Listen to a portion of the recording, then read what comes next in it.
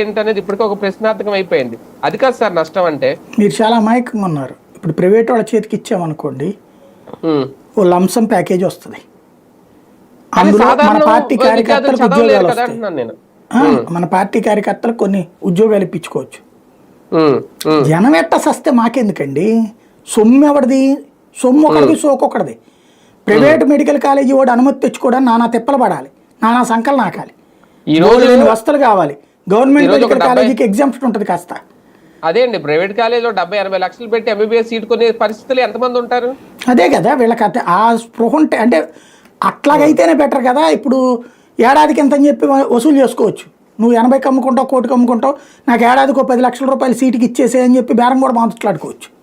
10వ 15వ ఇవ్వాలి నాకని చెప్పేసి. ఇక్కడ ప్రభుత్వం ఎందుకు పారిపోతానంటోంది?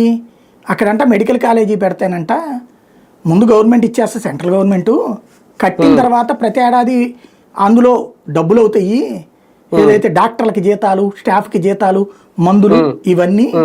కాబట్టి అవన్నీ ఖర్చు పెట్టుకోవడం, ఇదంతా నిర్వహించడం మనకి తలనొప్పి. కాబట్టి అనవసరం అంట అది. అంతే తప్పించి ఒక విజన్ ఉంటే ఏం చెయ్యాలి నువ్వు? గవర్నమెంట్ హాస్పిటల్ని పూర్తి చేసిన తర్వాత స్టాఫ్కి ఇన్ని 100 మందికి ఉద్యోగాలు వస్తాయి కదా ప్రభుత్వ రంగంలో. నెంబర్ 1.